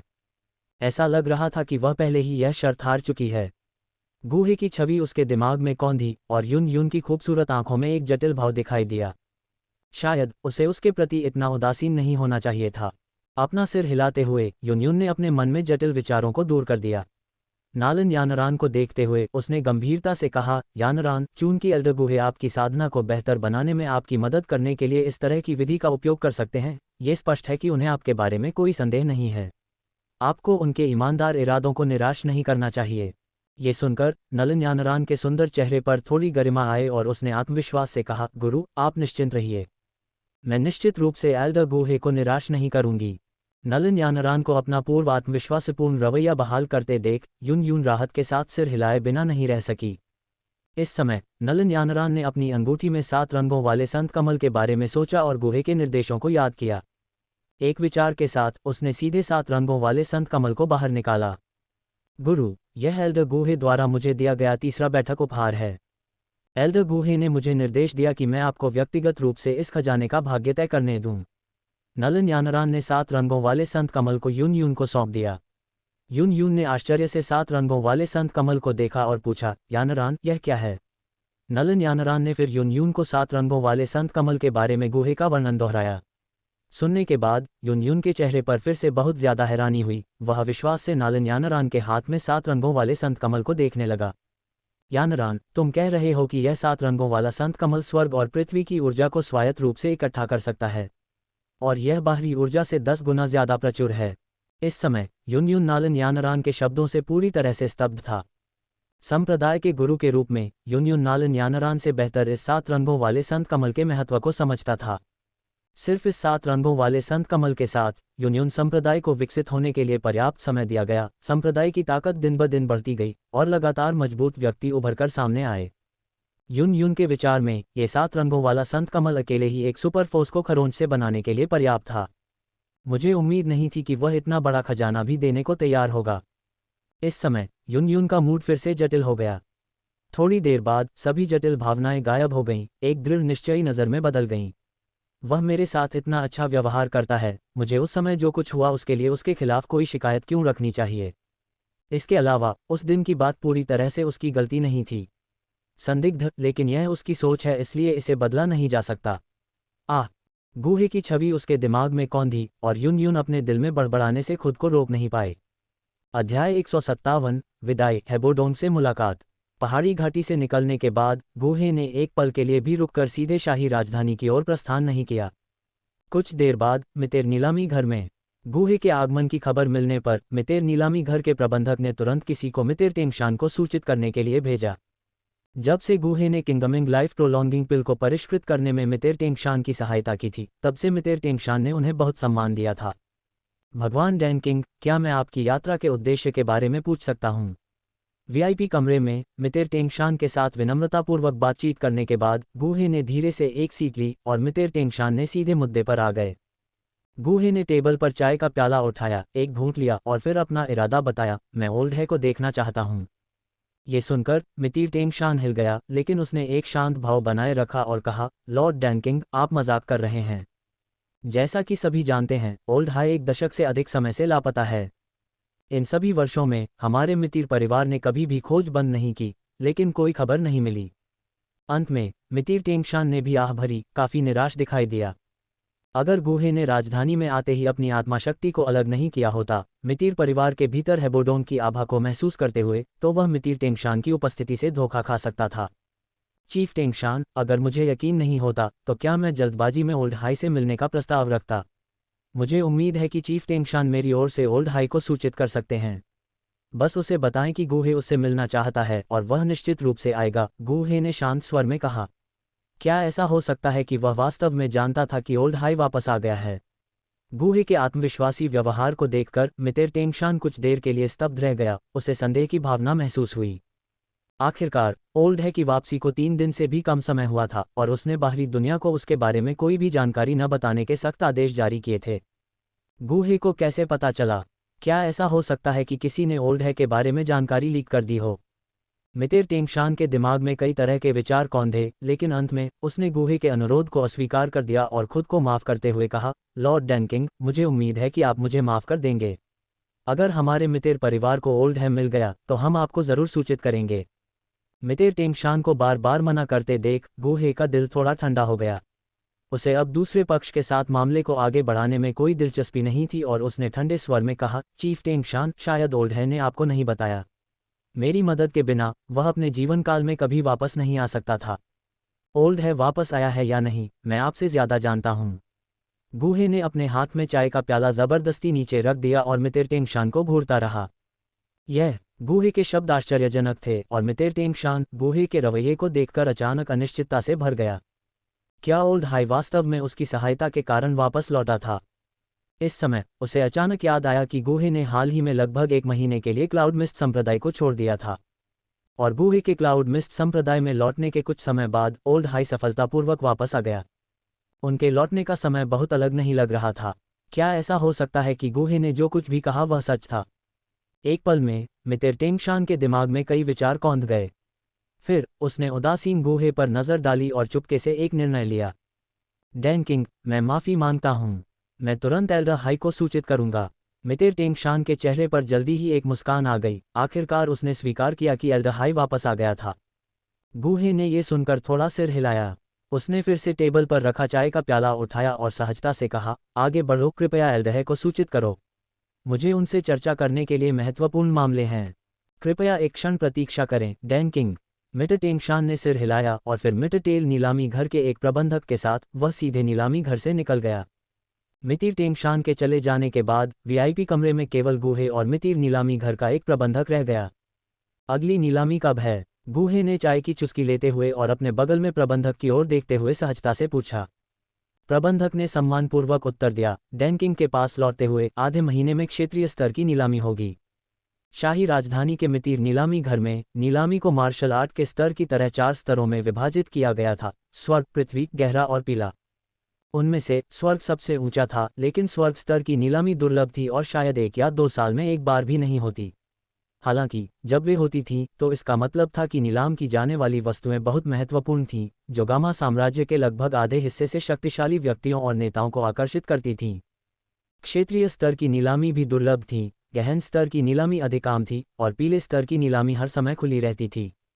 ये सुनकर गूहे कुछ हद तक दिलचस्पी लेने लगा। क्षेत्रीय स्तर की नीलामी में कुछ अच्छी वस्तुएं होनी चाहिए। गूहे के मन में जो था वह अपने लिए नहीं था। अपने संप्रदाय के तहत शिष्यों की बढ़ती संख्या के साथ उनके पास उन्हें देने के लिए उपयुक्त खजाने की कमी थी। इस प्रकार उन्होंने सोचा कि क्षेत्रीय स्तर की नीलामी में प्राप्त करने और फिर अपने शिष्यों को देने के लिए उपयुक्त खजाने हो सकते हैं। पिछली बार गूहे ने 5वीं श्रेणी का जादू कोर कवच, आइस हॉट कवच प्राप्त किया था, जिसे उन्होंने लिटिल मेडिकल फेरी को दिया था। बदले में उन्हें आइस मिस्टिक सेंट कवच मिला, जो टैगोर रेगिस्तान में बेहद मददगार साबित हुआ था। इस बारे में सोचते हुए गूहे ने प्रबंधक से कहा, अगली नीलामी के लिए वस्तुओं की सूची मेरे पास लाओ। प्रबंधक क्षण भर के लिए हैरान हुआ, फिर एक पल के लिए हिचकिचाया और फिर भंडारण रिंग से एक सूची निकाली और सम्मानपूर्वक गूहे को सौंप दी। कृपया इसकी समीक्षा करें, डैन किंग। गूहे ने सूची ली और ध्यान से इसकी जांच की। सूची में बहुत अधिक वस्तुएं नहीं थीं और गूहे ने जल्दी से इसे पढ़ना समाप्त कर दिया। उसके दृष्टिकोण से ये वस्तुएं काफ़ी साधारण थीं, लेकिन लिटिल मेडिकल फेरी और अन्य लोगों के दृष्टिकोण से 1 या 2 वस्तुएं अच्छी लगीं। एक छाया विष कीटों के 1 दर्जन या उससे अधिक अंडे थे। क्लाउड साम्राज्य से उत्पन्न ये कीट 4थी श्रेणी के जादुई जानवरों के बराबर थे। वे छिपने में माहिर थे और अप्रत्याशित घातक प्रहार कर सकते थे। दूसरी वस्तु 5वीं श्रेणी का जादुई कोर हथियार, एक पवन विशेषता तलवार थी। ये नालन यानरान के लिए उपयुक्त होगी। सूची पढ़ने के बाद गूहे ने इसे वापस स्टीवर्ड को सौंप दिया और चुपचाप हाइबोडोन के आने का इंतजार करने लगा। थोड़ी देर बाद गूहे को लगा कि कोई आ रहा है और फिर ग्रे लबादे में एक बूढ़ा आदमी धीरे धीरे वीआईपी कमरे में दाखिल हुआ। ग्रे लबादे में बूढ़े आदमी को देखकर गूहे के चेहरे पर मुस्कान आ गई। हम फिर मिलेंगे। अध्याय 158, लेन देन। गूहे, तुम यहाँ क्यों आए हो, बच्चे? जब हाइबोडोन अंदर आया तो वह अपने चेहरे पर शांत भाव लिए सीधे गूहे के पास जाकर बैठ गया। तुम अभी जा सकते हो, हाइबोडोन ने पास में खड़े प्रबंधक को निर्देश दिया। हाँ, एल्डर हाई। प्रबंधक ने ये सुनते ही तुरंत सम्मानपूर्वक वीआईपी कमरे से बाहर निकल गया। गूहे ने हाइबोडोन की ओर देखा और उससे निकलने वाली आभा को महसूस करते हुए शांति से कहा, बधाई हो एल्डर हाई, अपनी ताकत वापस पाने और शिखर पर लौटने के लिए। इस बार गूहे हाइबोडोन में स्पष्ट रूप से अंतर महसूस कर सकता था। ऐसा लग रहा था जैसे सालों पहले का आत्मविश्वासी बर्फ सम्राट वापस आ गया हो। इसलिए गूहे ने अनुमान लगाया कि हाइबोडोन ने रिवाइवल पर्पल स्पिरिट पिल ली है, अपनी ताकत वापस पा ली है और अपना खोया हुआ आत्मविश्वास वापस पा लिया है। आखिरकार हर मजबूत व्यक्ति का अपना व्यवहार होता है। तुम्हारी नज़र हमेशा इतनी तेज होती है, बच्चे। गूहे को सिर्फ एक नज़र में देखकर हाइबो डोंग कुछ हद तक स्तब्ध रह गया। उसके बूढ़े चेहरे पर बेबसी की झलक दिखाई दी। फिर हाइबो डोंग ने कहा, मैंने टेंगशान को निर्देश दिया है कि वह उस मामले को संभाले जो आपने मुझे सौंपा है। ये संभावना नहीं है कि हमें अल्पावधि में कोई अच्छी खबर मिले। हाइबो डोंग ने मान लिया कि इस बार गूहे का आना सूची के पिछले मुद्दे से संबंधित था, इसलिए उसने तुरंत समझाया, ज़ोंग ब्रेकथ्रू के लिए आवश्यक सामग्री अत्यंत दुर्लभ है। छोटे जियामा साम्राज्य के भीतर भी उन्हें इकट्ठा करना चुनौतीपूर्ण है। यहाँ तक कि अमीर मितिर परिवार भी इसे कम समय में पूरा नहीं कर सकता था। गूहे स्वाभाविक रूप से इस तर्क को समझ गया, लेकिन वह जल्दी में नहीं था। ज़ोंग ब्रेकथ्रू यूनियन के लिए तैयार की गई थी। यूनियन की वर्तमान ताकत को देखते हुए 9 सितारा डू सम्राट के स्तर तक पहुंचने में अभी भी कुछ समय लगेगा। गूहे इस बार छठी कक्षा की आध्यात्मिक जड़ी बूटियां इकट्ठा करने आया था। पहाड़ के पीछे घाटी में अपने लिए एक औषधीय उद्यान स्थापित करने की तैयारी कर रहा था। ये सोचकर गूहे मंद मंद मुस्कुराया और धीरे से बोला, बड़े है, आपने गलत समझा है। मैं इस बार आपके साथ एक और लेन देन के लिए यहाँ आया हूँ। एक और लेन देन? ये सुनकर हाइबो डोंग कुछ हैरान हुआ, गूहे को संदेह से देखते हुए, और बोला, तुम फिर से क्या योजना बना रहे हो? टैगोर ग्रेट डेजर्ट में गूहे से मिलने के बाद से हाइबो डोंग को ऐसा लगा जैसे वह उसकी नाक के बल पर बह गया हो। ऐसा लग रहा था कि गूहे उसके बारे में सब कुछ जानता था, जिससे हाइबो डोंग उससे कुछ हद तक सावधान हो गया। इसलिए जब गूहे ने एक और लेन देन का प्रस्ताव रखा तो हाइबो डोंग ने सहज रूप से विरोध किया। इस आदमी से निपटने का मतलब हमेशा कमज़ोर होना, हड्डी तक की गणना करना होता है। हाइबो डोंग की सतर्क उपस्थिति को देखते हुए गूहे शिकायत करने से खुद को रोक नहीं सका। क्या मैं वाकई इतना बुरा आदमी हूँ? मेरे बिना ये बुरा आदमी अभी भी टैगोर ग्रेट डेजर्ट में कछुए की तरह छिपा होता। गूहे ने मन ही मन सोचा, लेकिन उसका भाव अपरिवर्तित रहा। उसने हाइबो डोंग को देखा, उसके होठों पर एक मुस्कान की झलक थी। चाहे तुम कितने भी सतर्क क्यों ना हो हैं, तो आप इस व्यापार का विरोध नहीं कर पाएंगे। अपने मन में विभिन्न विचारों के साथ गूहे रहस्यमय ढंग से मुस्कुराया और कहा, बड़े है, क्या आपने कभी अनंत जीवन मनका के बारे में सुना है? अनंत जीवन मनका? ये सुनकर हाइबो डोंग का दिल कांप उठा। हालांकि उसने नहीं सुना था कि गूहे किस बारे में बात कर रहा था, लेकिन अनंत जीवन शब्द वाला कोई भी खजाना असाधारण लगता था। सावधानीपूर्वक विचार करने के बाद हाइबो डोंग ने पुष्टि की कि उसने अनंत जीवन मनका नामक खजाने के बारे में कभी नहीं सुना था। उसने आश्चर्य और संदेह से भरे चेहरे के साथ गूहे को देखा, पूछा, यह अनंत जीवन मनका किस तरह का खजाना है? क्या इसे खाने पर अमरता मिलती है? गूहे द्वारा उल्लिखित अनंत जीवन मनका स्वाभाविक रूप से कई द्वारा संघनित हरे गोले को संदर्भित करता है। उस हरे गोले में अत्यंत समृद्ध जीवन शक्ति थी। यहाँ तक कि उसके जैसा कोई व्यक्ति जो डू पूर्वज शक्ति है, खाने के बाद अपने जीवनकाल को 100 साल तक बढ़ा सकता है। गूहे ने अनुमान लगाया कि डू वेनेरेट स्तर के व्यक्ति के लिए अनंत जीवन मनका का सेवन करने से उनका जीवनकाल कम से कम 200 वर्षों तक बढ़ सकता है। चूंकि हरे गोले का कोई नाम नहीं था, इसलिए गूहे ने इसके जीवन विस्तार गुणों को देखते हुए इसे अनंत जीवन मनका नाम दिया। इस समय हाइबो डोंग के प्रश्न को सुनकर गूहे ने तुरंत समझाया, अनंत जीवन मनका एक छठी श्रेणी की आध्यात्मिक जड़ी बूटी है। जीवन सार की एक बूंद को संघनित करने में 1000 साल लगते हैं, जिसमें अत्यंत समृद्ध जीवन शक्ति होती है। डू पूर्वज स्तर पर इसका सेवन करने से व्यक्ति की आयु तुरंत 200 साल बढ़ सकती है, और यहाँ तक कि डू आदरणीय स्तर पर भी ये व्यक्ति की आयु में 100 साल जोड़ सकती है। 200 साल की आयु? गूहे के शब्दों को सुनकर हाइबो डोंग अब अपना संयम बनाए नहीं रख सका। उसके बुजुर्ग चेहरे पर भय का भाव दिखाई दिया और उसकी धुंधली आंखें चौड़ी हो गईं। जाहिर तौर पर उसे गूहे के शब्द कुछ हद तक अविश्वसनीय लगे। हाइबो डोंग तेजी से सांस लेने से खुद को रोक नहीं पाया, ये सोचकर कि अगर वह इस अनंत जीवन मनका को प्राप्त कर सकता है तो वह संभावित रूप से अपने जीवनकाल को 200 साल तक बढ़ा सकता है। 200 साल का जीवनकाल निश्चित रूप से वह डू वेनेरेट क्षेत्र या यहाँ तक कि पौराणिक डू पूर्वज क्षेत्र में प्रवेश करने में सक्षम होगा। क्या वास्तव में दुनिया में ऐसा कोई खजाना है? हालांकि शुरुआती झटके के बाद हाइबो डोंग गूहे के चेहरे पर मुस्कान को देखकर फिर से सवाल करने से खुद को रोक नहीं सका। आखिरकार उसने अनंत जीवन मनका जैसे खजाने के बारे में कभी नहीं सुना था। हाइबो डोंग की थोड़ी संदिग्ध अभिव्यक्ति को देखकर गूहे जरा भी परेशान नहीं हुआ। उसने सिर हिलाया और कहा, निश्चित रूप से, क्योंकि मेरे पास 2 अनंत जीवन मनके हैं, साथ ही छठी कक्षा की आध्यात्मिक जड़ी बूटी भी है। तुम्हारे पास अनंत जीवन मनका है? गूहे की बातें सुनकर हाजी बोडोंग के चेहरे पर एक बार फिर हैरानी के भाव उभर आए। फिर उसने कुछ सोचा, अपनी आंखें मूंद लीं और शांति से कहा, इस अनंत जीवन मनका के बारे में मुझे जानकारी देने का तुम्हारा उद्देश्य क्या है? हालांकि है बोडोंग ने अनंत जीवन मनका की लालसा की थी, जैसा कि गूहे ने बताया था, लेकिन उसने अपना विवेक पूरी तरह नहीं खोया था। आखिरकार अनंत जीवन मनका की प्रामाणिकता, जैसा कि गुहे ने बताया था, की पुष्टि नहीं की जा सकती थी, और वह किसी ऐसी चीज के लिए अराजकता में नहीं पड़ सकता था जो केवल एक मनगढ़ंत बात हो सकती है। एल्डरहे के पास गहरी अंतर्दृष्टि है। ये देखकर कि है बोडोंग ने जल्दी से अपना संयम वापस पा लिया, गुहे अपने दिल में आहें भरने से खुद को रोक नहीं सका कि बूढ़े लोमड़ियां वास्तव में अनुभवी हैं। अपने चेहरे पर मुस्कान के साथ गुहे ने कहा, एल्डरहे, मैं अनंत जीवन मनका के लिए आपके साथ एक सौदा करना चाहता हूँ। क्या आप रुचि रखते हैं? अनंत जीवन मनका के लिए व्यापार। जैसा कि अपेक्षित था, जैसा कि गुहे ने अनुमान लगाया था, भले ही हाई बोडोंग ने संयम बनाए रखने की बहुत कोशिश की, लेकिन उसकी आभा में सूक्ष्म उतार चढ़ाव ने उसकी वर्तमान मनस्थिति को उजागर कर दिया, जो सतह पर दिखने वाली शांत स्थिति से बिल्कुल अलग थी। एक पल की चुप्पी के बाद हाई बोडोंग के चारों ओर की आभा आखिरकार शांत हो गई।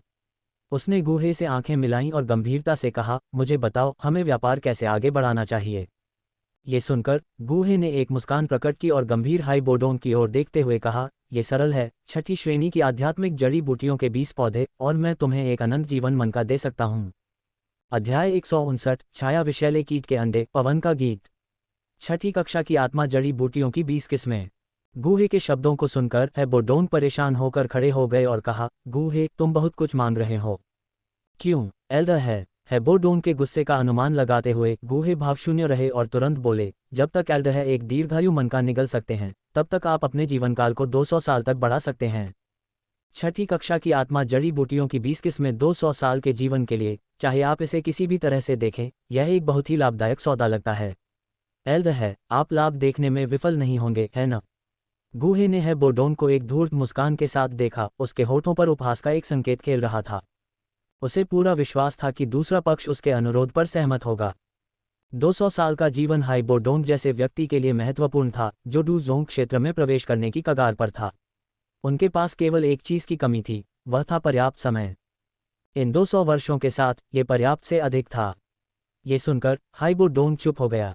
जैसा कि गुहे ने उल्लेख किया था, दीर्घायु मनका का प्रलोभन हाई बोडोंग के लिए बहुत बड़ा था। भले ही उसने अभी तक गुहे के हाथों में दीर्घायु मनका नहीं देखा था, हाई बोडोंग अभी भी जोखिम लेने को तैयार था। थोड़ी देर की हिचकिचाहट के बाद हाई बोडोंग ने आखिरकार हार मान ली। ठीक है, मैं सहमत हूँ। एक दीर्घायु मनका के लिए छठी श्रेणी की आत्मा जड़ी बूटियों की 20 किस्में। हालांकि जब आप छठी श्रेणी की आत्मा जड़ी बूटियों की 10 किस्में एकत्र करते हैं, तो मैं अपनी आंखों से दीर्घायु मनका देखना चाहता हूँ। अन्यथा ये सौदा बंद है। अपने बयान के अंत में हाई बोडोंग का स्वर बेहद दृढ़ हो गया। स्पष्ट रूप से यह उनकी अंतिम पंक्ति थी। अर्थ स्पष्ट था। अपनी आंखों से दीर्घायु मनका देखने से पहले वह गुहे के अनुरोध को पूरा करने के लिए सब कुछ जोखिम में डालने को तैयार नहीं था। अच्छा, हाई बोडोंग के अनुरोध के बारे में ज्यादा झिझक के बिना गुहे ने सीधे सहमति दे दी। कईर हर दिन एक हरा मनका गाढ़ा कर सकता था, जबकि ये दूसरों के लिए बेहद कीमती था। गुहे ने इसे ज्यादा महत्व नहीं दिया। उसने ये भी सोचा कि वह हाई बोडोंग को छठी कक्षा की स्पिरिट जड़ी बूटियां इकट्ठा करने के लिए प्रेरित करने के लिए थोड़ा सा स्वाद दे सकता है। गुहे की त्वरित सहमति ने हाई बोडोंग की कई चिंताओं को दूर कर दिया। उसे गुहे के दीर्घायु मनके के उल्लेख पर विश्वास था। टेंगशान, अंदर आओ। उसके बाद हाई बोडोंग वीआईपी कमरे के बाहर चिल्लाया। जैसे ही आवाज गिरी, मितिर टेंगशान धीरे धीरे वीआईपी कमरे में दाखिल हुआ। उसने सम्मानपूर्वक हाई बोडोंग को देखा और धीरे से कहा, बड़े हाय, आपके आदेश क्या हैं? हाई बोडोंग की उदासीन निगाहें मितिर टेंगशान पर पड़ी। धीरे से कहा, परिवार में हमारे पास वर्तमान में कितनी छठी श्रेणी की स्पिरिट जड़ी बूटियां हैं? छठी श्रेणी की स्पिरिट जड़ी बूटियां। ये सुनकर मितिर टेंगशान थोड़ा स्तब्ध रह गया, फिर जल्दी से प्रतिक्रिया व्यक्त की। एल्डर हाई को रिपोर्ट करते हुए, परिवार में वर्तमान में छठी श्रेणी की स्पिरिट जड़ी बूटियों की 7 किस्में हैं, जो सभी परिवार के औषधीय बगीचे में लगाई गई हैं। मितिर परिवार के पास एक औषधीय बगीचा था, जहां वर्षों से उन्होंने परिश्रमपूर्वक सभी स्पिरिट जड़ी बूटियां एकत्र की थीं, जो उन्हें मिल सकती थीं। यह शाही राजधानी में 3 प्रमुख परिवारों में से एक के रूप में मितिर परिवार की नींव थी। नीलामी की वस्तुओं को प्राप्त किए बिना भी मितिर परिवार अभी भी अल्पकालिक आत्मनिर्भरता प्राप्त कर सकता था। केवल 7 किस्में। ये सुनकर हाई बोडोंग थोड़ा असंतुष्ट महसूस किया। यह उन 20 किस्मों से बहुत दूर था जिनकी उसे आवश्यकता थी।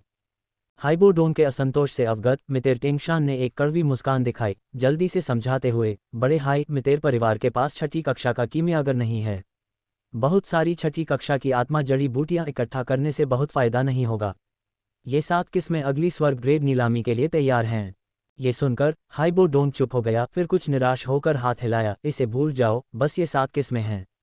किसी को अभी इन्हें पहुंचा दो। इसके अलावा मैं तुम्हें एक काम दे रहा हूँ, किसी भी कीमत पर छठी श्रेणी की स्पिरिट जड़ी बूटियां प्राप्त करो। जितनी ज्यादा उतना अच्छा, हाइबोडोंग ने उदासीनता से कहा। छठी श्रेणी की स्पिरिट जड़ी बूटियां प्राप्त करो। ये सुनकर मितिर टेंगशान ने भौहें सिकोड़ लीं। छठी श्रेणी की प्रत्येक स्पिरिट जड़ी बूटी बेहद कीमती थी और उनमें से बड़ी मात्रा में प्राप्त करने से मितिर परिवार के वित्तीय संसाधनों पर बोझ पड़ेगा।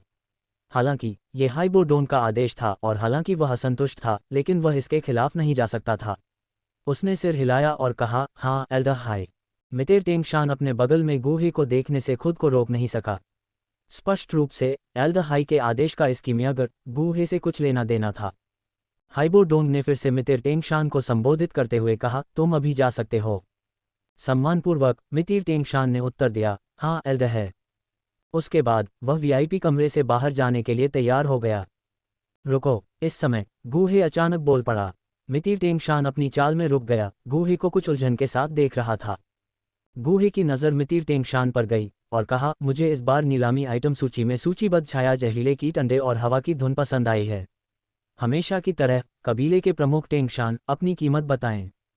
ये सुनकर मितिर टेंगशान ने अपनी भौहें सिकोड़ी और विनम्रता से मना कर दिया, लॉर्ड अल्केमिस्ट, ये हमारे नीलामी घर के नियमों के अनुरूप नहीं है। यदि आप वास्तव में रुचि रखते हैं तो आप नीलामी के दिन तक प्रतीक्षा कर सकते हैं और तब उन पर बोली लगा सकते हैं। मितिर टेंगशान के इनकार के बारे में बेपरवाह गूहे ने अपनी नज़र हाइबोडोंग पर घुमाए और लापरवाही से कहा, एल्डर है, मेरी मदद करें, मुझे उनकी तत्काल आवश्यकता है। हाइबोडोंग ने अपनी आंखों में उलझन के भाव के साथ पूछा, तुम्हें इनकी क्या ज़रूरत है? इनका अपना उपयोग है एल्डर है। तुम मुझे ये छोटा सा उपकार देने से मना नहीं करोगे, है न? गूहे ने आगे कुछ नहीं बताया, बस हाइबोडोंग को ध्यान से देखता रहा। कुछ देर की खामोशी के बाद हाइबोडोंग ने मितिर टेंगशान की ओर देखा और उदासीनता से कहा, टेंगशान, इसे उसके लिए ले आओ। ये सुनकर मितिर टेंगशान का मुंह थोड़ा सा फड़क उठा। उसने हल्के से सिर हिलाया और कहा, हाँ एल्डर हाई। इसके बाद मितिर टेंगशान वीआईपी कमरे से बाहर चला गया। एक पल बाद वह वीआईपी कमरे में वापस आया। उसके दाहिने हाथ में बैंगनी रेशम का डिब्बा और बाएं हाथ में हरी तलवार थी। लॉर्ड अल्केमिस्ट, यही तो तुम चाहते थे। मितिर टेंगशान ने बिना किसी भाव के गूहे को सामान सौंप दिया और शांति से कहा। गूहे जानता था कि उसके दिल में असंतोष है, लेकिन उसने बुरा नहीं माना। उसने बिना कुछ कहे बैंगनी रेशम का डिब्बा और हरी तलवार स्वीकार कर ली। क्लिक। गूहे ने बैंगनी रेशम का डिब्बा खोला और अंदर दर्जनों काले कीड़ों के अंडे देखे। गूहे को इन अंडों से निकलने वाली एक हल्की जीवन शक्ति का आभास हुआ। फिर गूहे ने हरी तलवार की ओर देखा। 5वीं श्रेणी के वायु गुण जादूकोर से युक्त इस तलवार को पवन की धुन कहा जाता था, जो पवन गुण लड़ने वाली ऊर्जा को बढ़ाने और इसकी शक्ति को बढ़ाने में सक्षम थी। धन्यवाद। गूहे ने बॉक्स और तलवार को अपने स्टोरेज रिंग में रखा और मितिर टेंगशान की ओर सिर हिलाया। बड़े है, अब मैं विदा लेता हूँ। एक क्षण बाद छठी श्रेणी की आत्मा जड़ी बूटियों की 7 किस्में प्राप्त करने के बाद गूहे ने छाया विषैले कीट के अंडों और पवन की धुन का हिसाब चुकाया। फिर उसने सीधे हाइबोडोंग को संबोधित किया, मुझे उम्मीद है कि आप हमारे समझौते को नहीं भूलेंगे। हाइबोडोंग ने गंभीर स्वर में बात की। गूहे ने मुस्कुराते हुए कहा, बड़े हैं, निश्चिंत रहें। कृपया मेरी ईमानदारी पर भरोसा करें। अध्याय 160 पवित्र भूमि का भ्रूण रूप। यूनलान संप्रदाय के पीछे के पहाड़ में गूहे मितिर नीलामी घर से विदा होकर सीधे घाटी में चला गया। औषधीय उद्यान के स्थान पर पहुंचने पर गूहे ने सावधानीपूर्वक छठी श्रेणी की 7 किस्में लगाईं जो उसने प्राप्त की थीं। घाटी की समृद्ध पौष्टिक विश्व ऊर्जा में नहाए हुए औषधीय उद्यान में मौजूद आत्मा जड़ी बूटियां आश्चर्यजनक जीवन शक्ति बिखेर रही थीं। जड़ी बूटियों की सुगंधित खुशबू पूरी घाटी में फैल गई। लाल रंग की लौ दानव ड्रैगन और सुनहरे पंख वाले विशालकाय ईगल मोहक हर्बल खुशबू से आकर्षित होकर बगीचे में मौजूद छठी श्रेणी की आत्मा जड़ी बूटियों की कई किस्मों पर अपनी नजरें गड़ाए हुए थे। उनकी निगाहें एक स्पष्ट उत्सुकता से भरी हुई थीं। कितना लुभावना दृश्य, उन्होंने सोचा। इन जड़ी बूटियों को एक ही घूंट में निगलने की तीव्र इच्छा होने के बावजूद क्रिम्सन फ्लेम डायमंड ड्रैगन और गोल्डन फेदरी जायंट ईगल ने गूहे की पूर्व चेतावनी को ध्यान में रखते हुए खुद को काफी प्रयास से रोका। समय तेजी से आगे बढ़ा। कुछ ही समय में 7 दिन बीत गए। ... गहरे ठंडे तालाब के केंद्र में 9 रंग का पवित्र कमल घने 9 रंग की चमक उत्सर्जित करता रहा। इसकी चमकीली चमक की हर स्पंदन के साथ विश्व ऊर्जा की एक बड़ी मात्रा एक साथ खींची जा रही थी। ठंडे तालाब की सतह उबलने जैसी स्थिति में रही, लगातार कई बुलबुलें छोड़ती रही। 9 रंग के पवित्र कमल के ऊपर मंडराते हुए एक चांदी की आकृति कभी कभी चमकती हुई दिखाई देती थी, जो सूक्ष्म रूप से एक अंतरिक्ष बल की उपस्थिति को प्रकट करती थी। इन 7 दिनों के दौरान घाटी ने तारकीय ऊर्जा के निरंतर अवशोषण और विश्व ऊर्जा में इसके परिवर्तन के माध्यम से ऊर्जा की एक अविश्वसनीय रूप से घनी सांद्रता जमा कर ली थी। शून्य में भी धुंध जैसे कण दिखाई दे रहे थे, जो विश्व ऊर्जा के संघनित मूर्त रूप का संकेत थे। इनमें से प्रत्येक कण असाधारण रूप से शुद्ध विश्व ऊर्जा से ओतप्रोत था। ये घटना क्रिम्सन फ्लेम डेमन ड्रैगन और गोल्डन फेदरी जायंट ईगल की गतिविधियों के साथ साथ स्पिरिट जड़ी बूटियों के उनके काफी सेवन का संयुक्त परिणाम थी।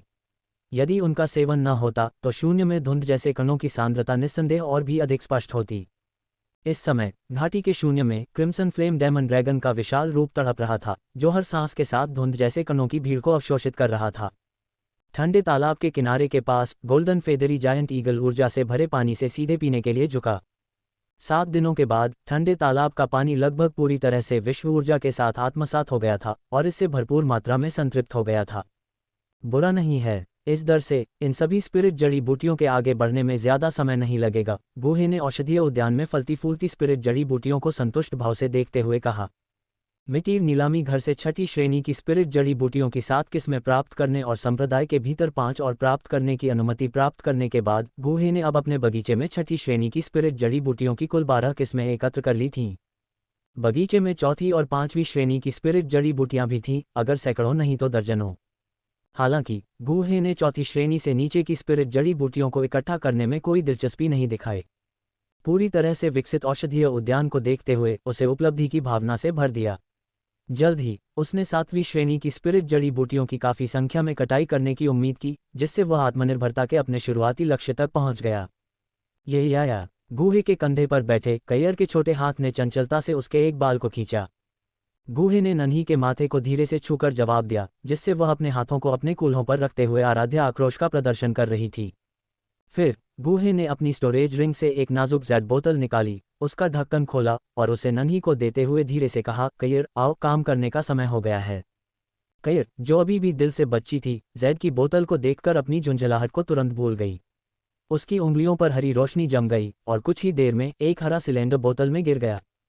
गुहे ने बोतल को सील कर दिया और उसे अपनी स्टोरेज रिंग में संतोषजनक ढंग से संग्रहित कर दिया। ये 7वीं बोतल थी। पिछले 7 दिनों से गुहे ने कैयर से हर दिन उसके लिए एक दीर्घायु मन का संघनित करवाया था। अब अपने भंडारण वलय में गुहे ने कुल 7 दीर्घायु मन के एकत्र कर लिए थे। इसके बाद गुहे की नज़र घाटी पर पड़ी और उसने संतुष्टि में थोड़ा सिर हिलाया। घाटी पहले से ही एक साधना पवित्र भूमि के भ्रूण रूप को प्रकट करना शुरू कर चुकी थी। नियत समय में ये साधना के लिए एक सच्चे आश्रय में विकसित होगी, जहां अभ्यास करना बाहर की तुलना में दर्जनों गुना अधिक प्रभावी होगा। चलो देखते हैं कि वह छोटी लड़की अपनी साधना में कैसा कर रही है, गुहे ने सोचा। अगले ही पल वह तेजी से घाटी के एक कोने में पहुंच गया। वहां किंगलिन एक सियान कमल के मंच पर बैठी थी, उसके हाथ एक अनोखी मुहर बना रहे थे, जो अपने आसपास की विश्व ऊर्जा को अवशोषित करने में पूरी तरह से तल्लीन थी। गुहे ने उसकी प्रगति को महसूस करते हुए अपनी आत्मा शक्ति का विस्तार किया। किंगलिन की साधना प्रभावशाली रूप से डू शिष्य के 9वें चरण तक पहुंच गई थी। शुरू करने के 2 महीने से भी कम समय में वह एक नौसिखिया से इस उन्नत चरण तक पहुंच गई थी। साधना की ऐसी दर अगर जानी जाए तो निश्चित रूप से कई लोगों को आश्चर्य होगा। हालांकि गुहे पूरे संदर्भ से अवगत थे। उन्होंने पहचाना कि किंगलिन की प्राकृतिक साधना प्रतिभा अपेक्षाकृत मामूली थी। 2 महीने से भी कम समय में उनकी उल्लेखनीय उपलब्धि काफी हद तक साधना संसाधनों की प्रचुरता के कारण थी।